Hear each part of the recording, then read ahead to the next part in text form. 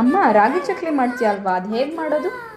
2 ಬಟ್ಲು ರಾಗಿ ಹಿಟ್ಟು, 1 ಬಟ್ಲು ಕಡಲೆ ಹಿಟ್ಟು, ಒಂದು ಸ್ವಲ್ಪ ಬೆಣ್ಣೆ, ಖಾರ ಪುಡಿ, ಎಳ್ಳು, ಜೀರಿಗೆ, ಅಜ್ವಾನ, ಹಿಂಗು, ಉಪ್ಪು, ಇಷ್ಟು ರಾಗಿ ಚಕ್ಲಿಗೆ ಬೇಕಾಗಿರೋ ಐಟಮ್. ಪ್ರೊಸೀಜರ್ ಸ್ಟಾರ್ಟ್ ಮಾಡೋಣ.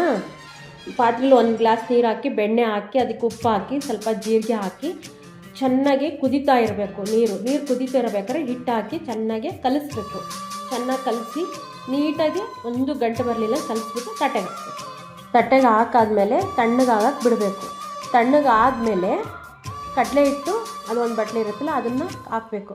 ಹಾಕ್ಬಿಟ್ಟು ಸ್ವಲ್ಪ ಖಾರ ಪುಡಿ, ಉಪ್ಪು, ಹಿಂಗು ಎಲ್ಲ ಹಾಕಿ ಚೆನ್ನಾಗಿ ಮೆಜ್ಜಬೇಕು. ಚೆನ್ನಾಗಿ ಕ್ಲೀನಾಗಿ ಕಲಿಸ್ಬೇಕು. ನೀಟಾಗಿ ಕಲಿಸಿದ್ರೆ ಚಕ್ಲಿನೂ ಚೆನ್ನಾಗಿ ಬರುತ್ತೆ.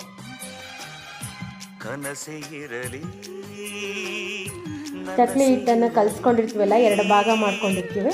ಅದನ್ನು ಚಕ್ಲಿ ಒಳ್ಳೆಲ್ಲ ಹಾಕ್ಬಿಟ್ಟು ಒಂದು ತಟ್ಟೆಯಲ್ಲಿ ಚಕ್ಲಿನ ಒತ್ತಬೇಕು. ಈ ಥರ ಎಲ್ಲ ಒತ್ಕೊಂಡು ಇಟ್ಕೋಬೇಕು. ಒಂದೊಂದು ಸೈಡಿಗೆ ಒತ್ಕೊಂಡು ಇಟ್ಕೋಬೇಕು.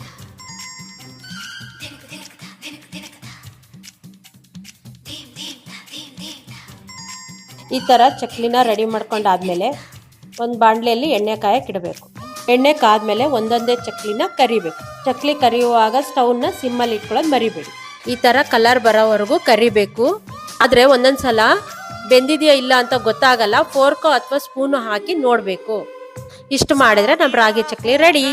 Thank you for the recipe ಅಮ್ಮ. ಇದೇ ಥರ ಏರ್ ಫ್ರೈಯರಲ್ಲಿ ಹೇಗೆ ಮಾಡೋದು ನೋಡೋಣ.